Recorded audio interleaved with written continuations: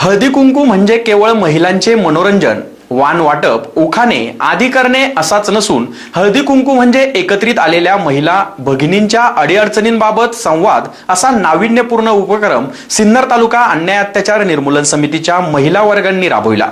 सिन्नर पंचायत समितीच्या हॉलमध्ये घेण्यात आलेल्या हळदी कुंकू कार्यक्रमावेळी महिलांना दैनंदिन जीवनात सामोरे जावे लागणाऱ्या शारीरिक अडचणींबाबत मार्गदर्शन करण्यात आले। सिन्नर तालुका अन्याय अत्याचार निर्मूलन समितीचे तालुकाध्यक्ष संदीप भालेराव यांच्या मार्गदर्शनाखाली महिला भगिनींकडून एक आगळ्या वेगळ्या प्रकारे हळदी कुंकू कार्यक्रमाचे आयोजन करण्यात आले होते। यावेळी महिलांनी एकमेकींना हळदी कुंकू लावत वाण म्हणून वृक्ष भेट देत एक आदर्श निर्माण करत वृक्ष संवर्धनाचा संदेश दिला। कार्यक्रमास प्रमुख पाहुणे म्हणून सिन्नर ग्रामीण उपजिल्हा रुग्णालयाच्या अधीक्षिका डॉक्टर वर्षा लहाडे, वन विभागाच्या दर्शना सौपुरे, डॉक्टर निर्मला गायकवाड, पंचायत समितीचे बीडीओ MB मुरकुटे आदी उपस्थित होते। यावेळी उखाण्यांचा कार्यक्रम न घेता महिलांनी दैनंदिन जीवनात येणाऱ्या शारीरिक, मानसिक अडीअडचणींबाबत चर्चा केली। त्यावर डॉक्टर वर्षा लहाडे यांनी महिलांना येणाऱ्या मासिक पाळीबाबत सविस्तर अशी माहिती देत मार्गदर्शन केले। म्हणजे पूर्वी काय व्हायचं की एक 13 वर्षाचं असताना पाळी यायची, बरोबर ना। आता काय होतंय, आता 10व्याच वर्षी पाळी येते। सो हे बदललंय, हा मोड बदललाय, पिढ्या बदलल्यात। त्या पिढ्या जशा बदलत गेल्या तसं हे सगळं लवकर येत गेलंय। आणि त्यामुळं तसंच जर आपण मूल होण्याची प्रक्रिया जर पुढे ढकलली, म्हणजे पूर्वी मुलं 20व्या वर्षी, तर मला असं आठवतं की 20व्या वर्षी ऑपरेशन झालेलं असायचं नसबंदीचं। म्हणजे मी स्वतः केलंय, सिन्नर मध्येच येऊन केलंय, 125 केलं एका दिवसात लॅप्रोस्कोपिक। तर त्यावेळेस 20 आणि 19 याच्यावर वय नसायचं। 14-15 वर्षी पाळी आली की लग्न, 16व्या वर्षी तिला मूल व्हायचं आणि 20व्या वर्षी तिची फॅमिली कंप्लीट व्हायची। आता त्याच्या विरोधात थोडंसं दिसायला लागलं पिक्चर की 25-30, आणि शहराकडे गेलं तर तिकडे पिक्चर तर फारच भयानक आहे। 35 वय होतं तरी सुद्धा गर्भपिशवीचं काम चालू नाही होत, एक्सेप्ट पाळी येणे। मग जर तुम्ही 30व्या वयापर्यंत जर त्या गर्भपिशवीला सांगितलंय की मूल नको आहे, तर त्याचं जेनेटिक कोडिंग म्हणतात त्याला, म्हणजे अनुवंशिकता, हे पुढे गेल्यावर काय होतं, म्हणजे त्याच्यानंतर जी होणारी उत्पत्ती आहे ना, त्यांची गर्भपिशवी 30 वर्षापर्यंत काहीच काम करत नाही, कारण ते तसं कोडिंग झालेलं असतं। आणि मग त्या व्यक्तीला गर्भधारणा व्हायला, त्या मुलीला त्रास होतो। 30 वयापर्यंत काहीच होत नाही, मग तुम्ही प्रयत्न केला तरी होत नाही। सो असं जेनेटिक कोडिंग पुढच्या जनरेशनचं होणार आहे। म्हणून आता त्याचं तुम्हाला प्रबोधन करणं गरजेचं आहे, कारण तुमच्या पिढीला तुम्ही काय सांगा। करिअर मला मान्य आहे, स्वतःच्या पायावर स्वतः उभं राहणं अगदी गरजेचं आहे। त्याचबरोबर लग्न योग्य वेळी 20-21व्या वर्षी आणि 25-26, जास्तीत जास्त 27 पर्यंत तुमची फॅमिली पूर्ण पाहिजे। 30 नंतर सगळे प्रॉब्लेम यायला लागतात, मुलांमध्ये व्यंग यायला लागतात, नंतर काही प्रॉब्लेम आणखी स्त्रीमध्ये कन्सीव्ह व्हायला, म्हणजे गरोदर राहण्यासाठीच प्रॉब्लेम यायला लागतात। सो ह्या सगळ्या गोष्टी आज तुमच्या लक्षात आल्या तर तुम्ही तुमच्या पुढच्या पिढीला सांगाल काय करायचं। आता वंध्यत्व म्हणजे काय, तर 2 वर्ष लग्न झाल्यानंतर नवरा बायको एकमेकासोबत राहूनही, संभोग करूनही जर प्रेग्नन्सी नाही राहिली 2 वर्ष आणि तिला नॉर्मल पाळी येत असेल, तो जो मेल असेल तिचा नवरा, त्याला काही प्रॉब्लेम नसेल आणि जर त्यांना तरी गर्भधारणा राहत नसेल, तर अशा व्यक्तीला 2 वर्ष लग्नानंतर, आपण आजकाल पाहतोय की नाही लगेच झालं पाहिजे असंही म्हणणारे सासू आहेत, बरोबर की नाही।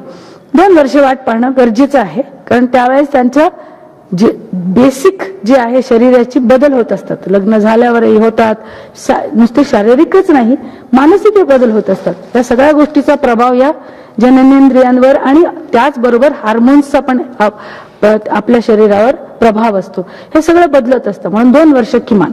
जर 2 वर्षात नाही प्रेग्नन्सी राहिली तर त्याची कारणं आम्ही शोधायला लागतो। आता त्याची कारणं काय काय आहेत, एक महत्वाचं, सगळ्यात महत्वाचं कारण की त्या स्त्रीच्या जर इन्फेक्शन असेल, कुठल्या प्रकारचं जंतुसंसर्ग असेल, त्याच्यामुळे होऊ शकत नाही। बरं, आता हे फक्त काही स्त्रीशीच संलग्न आहे असं अजिबात नाही, एका हाताने टाळी वाजत नाही। सो कधी असं म्हणायचं नाही की हिच्यामध्येच प्रॉब्लेम आहे। आपणच पासून सुरुवात करायची. त्या मुलीची सासू म्हणेल तर काय ते नंतर बघता येईल, पण आपण नाही म्हणायचं. कारण नेहमी गरोदर राहण्यासाठी स्त्री आणि पुरुष या दोघांचं 50-50% योगदान असतं. त्यावेळेस सासू होती, आजी सासू होती, आत्या म्हणजे नणंद असायची, कधी कधी विधवा, काम करायला ऑप्शन होते. म्हणून त्यावेळेस कदाचित त्यांच्या काही कन्सेप्ट असेल त्याच्या मागच्या, 4 दिवस तिला आराम मिळावा. आपण चांगली बाजू घेत नाही, वाईट बाजू घेतो. तिला आराम मिळावा, शी इज ब्लिडिंग अ लॉट, तिला अंगावर जाते जास्त, 80 ml ती ब्लड नॉर्मली ब्लीड करते एका पाळीमध्ये. तुम्ही विचार करा, नाही गणित करता का कधी? केलंय कोणीतरी स्त्रीने केलंय का? सो गरज नाहीये. तुम्ही ते तुमच्यापासून सुरुवात करा की हे मी आजपासून सोडते. काय होतं बघू ना. कुठल्या देवाचा कोप होतो तो शेवटी मीच तपासणार आहे तुम्हाला. त्याचा माझ्याकडे डायव्हर्ट करा, काही गरज नाही. सो पाळी लांबवणे, मी तुमच्या प्रश्नाचं पूर्ण उत्तर देते.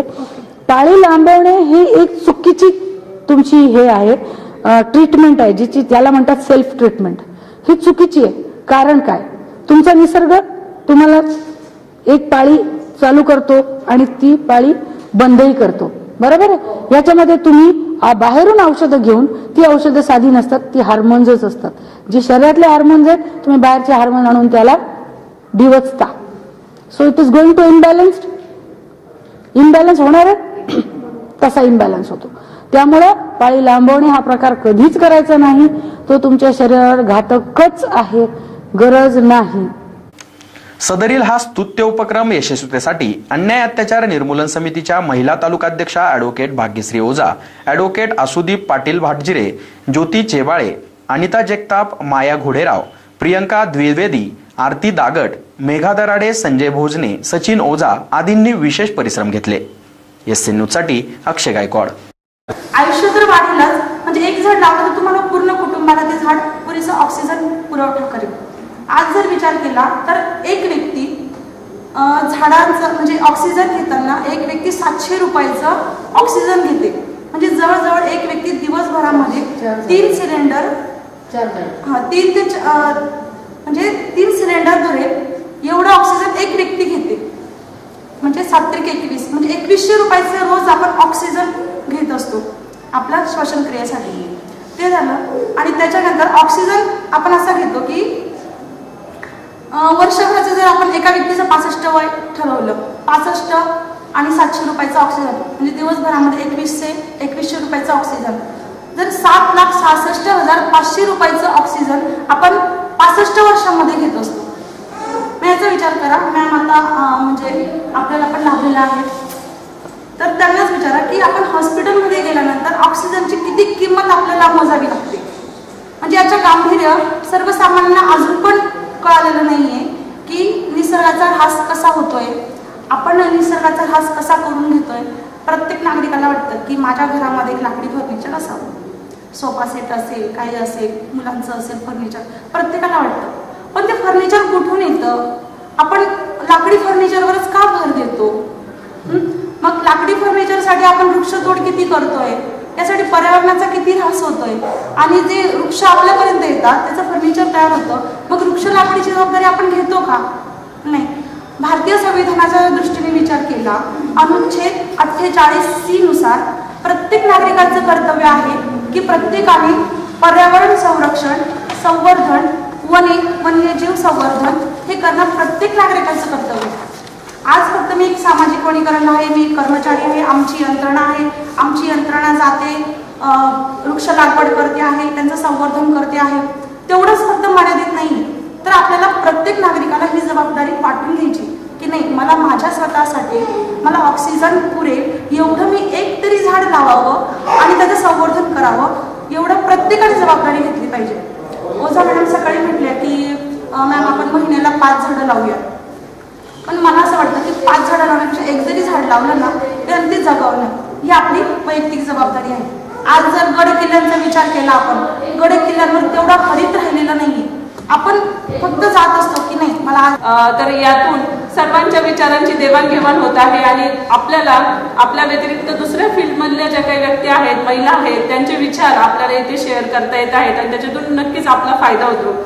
सर्वात एक गोष्ट मला इथे महिलांना सांगावीशी वाटते की आज आपण इथे उभा आहोत, कुठेतरी आपले आई वडील ठीक आहे, त्यांचं शिक्षण किती आहे काय आहे ती गोष्ट वेगळी आहे, पण कुठेतरी त्यांनी कष्ट घेऊन आपल्याला आज इथपर्यंत आणलं आहे. तर आपली जबाबदारी अशी आहे, आपणही आपल्या मुलांपेक्षा मी म्हणते मुलींना आपण पुढे आणण्यासाठी, म्हणजे आपण म्हणतो त्यांना आपण चांगले फ्रॉक, नटण्यासाठी साहित्य हे घेण्यापेक्षा कुठेतरी चांगलं उच्च प्रतीचं शिक्षण दिलं पाहिजे. आणि स्वतःचं प्रोटेक्शनसाठी मी असं म्हणेल की कराटेचे क्लास त्यांना लावा, जे की आपण म्हणतो डान्स करा, गाणे शिकवा, याच्यापेक्षा मुलींना कराटेचे क्लास लावा, त्यांना उच्च प्रतीचं शिक्षण द्या. त्यातूनच खऱ्या पद्धतीने आपण सावित्रीबाईंचा किंवा महात्मा फुलेंचा, आंबेडकरांचा जो वारसा आहे तो पुढे नेऊ असं मला वाटतं.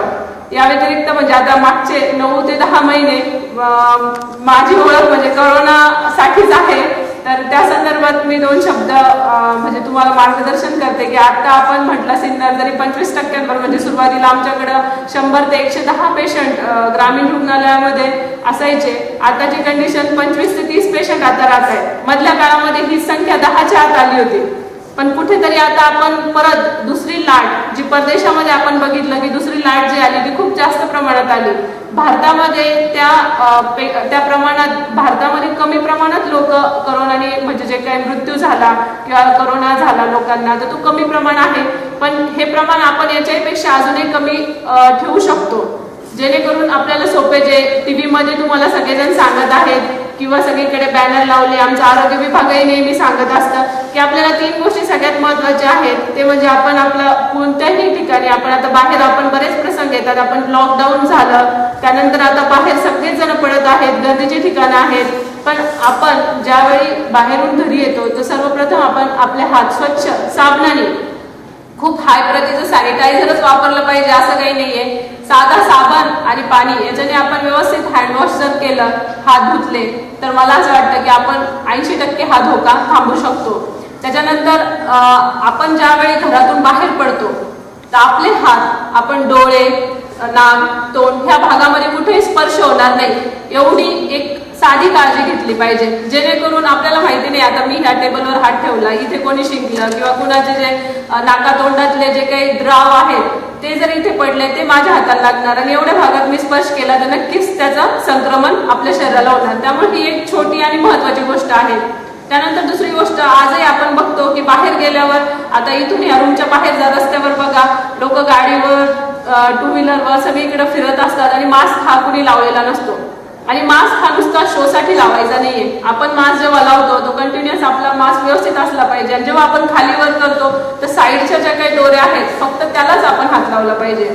आपण बघतो आता समोरून सारखं नाकावरून खाली मास्क केला जातो, तर तसं करून म्हणजे आपलं जे काही प्रोटेक्शन किंवा संरक्षण व्हायचं ते काही व्यवस्थित होत नाही. आज जो कार्यक्रम झाला, ज्या सरकारी हॉस्पिटलच्या अधीक्षका, वन कमिटीच्या जे वन कमिटी अधिरक्षक असतात ते, नंतर आमची जी कमिटी, नंतर बाकीच्या महिला, सगळेच असे प्रत्येक व्यक्ती स्वतःच एक होता.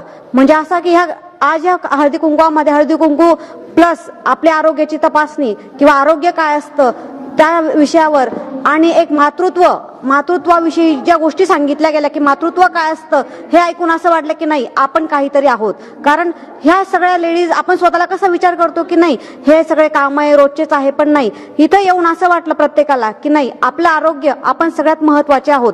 प्लस आपले झाडं, आपल्या आसपासचा परिसर, ह्या सगळ्याच गोष्टी किती महत्वाच्या आहेत. त्यासोबत रूढी परंपरा ह्या कशा आहेत आणि कशा प्रकारे वापरल्या जातात आणि कशा ह्या आपण स्वतःला रूढी घेतल्या पाहिजे हे सगळं आज इथं सगळ्यांना समजलंय. आणि जो कार्यक्रम झाला हा सगळ्यांसाठी एक खूप मोठ्या प्रकारे वरदान म्हटलं तरी चालेल. कारण प्रत्येकाला छोट्या ज्या गोष्टी असतात आपल्या आरोग्याच्या त्या कोणालाच काहीच माहित नसतात, त्या आपल्याला नवीन नवीन गोष्टी इथं समजल्यात.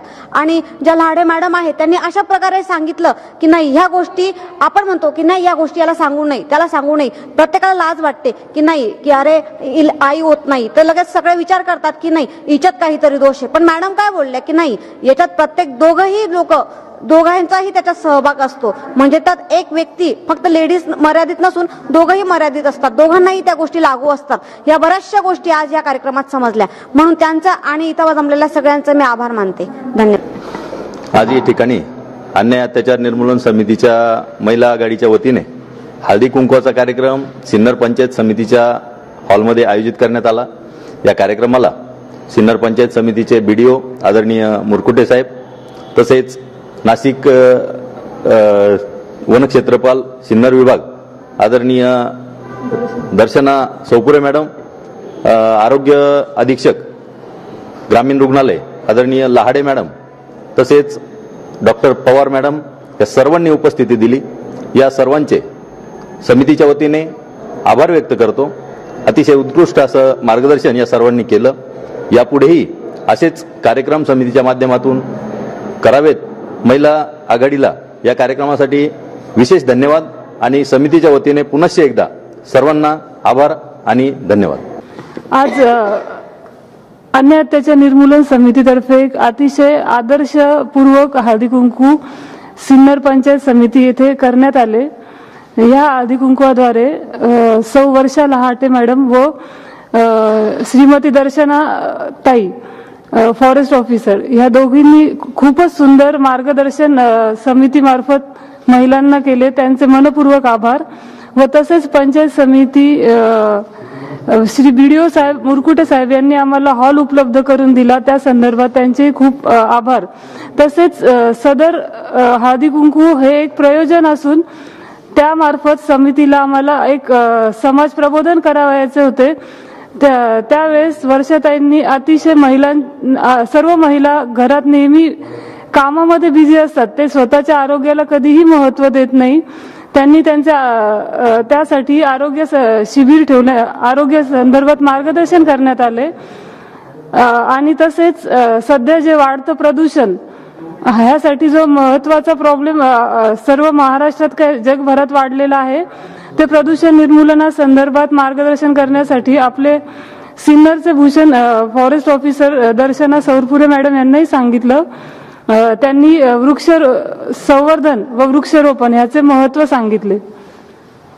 त्या सर्वांना अन्य अत्याचार निर्मूलन समितीतर्फे धन्यवाद.